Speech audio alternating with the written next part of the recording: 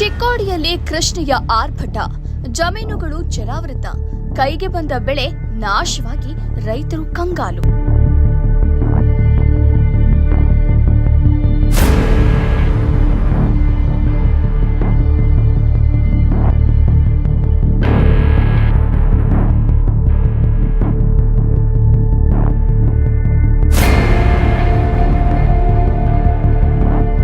ಮಹಾರಾಷ್ಟ್ರದ ಪಶ್ಚಿಮ ಘಟ್ಟ ಪ್ರದೇಶದಲ್ಲಿ ಮಳೆ ಆರ್ಭಟ ಮುಂದುವರೆದಿದ್ದು, ಕೃಷ್ಣಾ ನದಿಗೆ ಅಪಾರ ಪ್ರಮಾಣದ ನೀರು ಹರಿದು ಬರುತ್ತಿದೆ.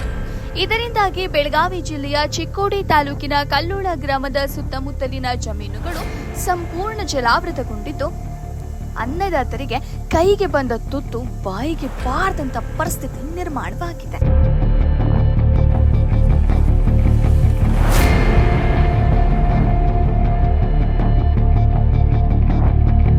ಕೃಷ್ಣಾ ನದಿಗೆ ಸದ್ಯ 1,30,000 ಕ್ಯೂಸೆಕ್ ನೀರು ಹರಿದು ಬರುತ್ತಿದ್ದು, ನದಿಯ ಪ್ರವಾಹದಿಂದಾಗಿ ನದಿ ತಟದ ಜಮೀನುಗಳಿಗೆ ನೀರು ನುಗ್ಗಿದ್ದು, ನೂರಾರು ಎಕರೆ ಪ್ರದೇಶದಲ್ಲಿದ್ದ ಕಬ್ಬು, ಮೆಣಸಿನಕಾಯಿ ಸೇರಿದಂತೆ ವಿವಿಧ ಬೆಳೆಗಳು ನೀರಿನಲ್ಲಿ ಮುಳುಗಿ ಅಪಾರ ಪ್ರಮಾಣದ ಹಾನಿ ಸಂಭವಿಸಿದೆ.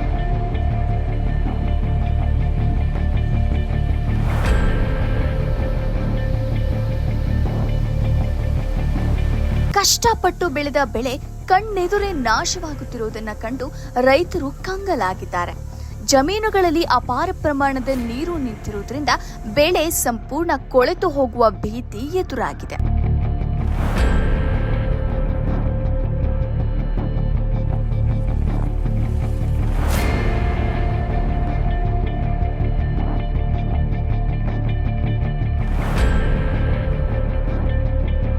ಆದ್ದರಿಂದ ರಾಜ್ಯ ಸರ್ಕಾರ ಹಾಗೂ ತಾಲೂಕು ಆಡಳಿತ ತಕ್ಷಣವೇ ಸ್ಥಳಕ್ಕೆ ಭೇಟಿ ನೀಡಿ ಪರಿಶೀಲನೆ ನಡೆಸಬೇಕು ಮತ್ತು ಸಂಕಷ್ಟದಲ್ಲಿರುವ ರೈತರಿಗೆ ಸೂಕ್ತ ಪರಿಹಾರ ಒದಗಿಸಬೇಕು ಎಂದು ಸಂತ್ರಸ್ತ ರೈತರು ತೀವ್ರವಾಗಿ ಆಗ್ರಹಿಸಿದ್ದಾರೆ.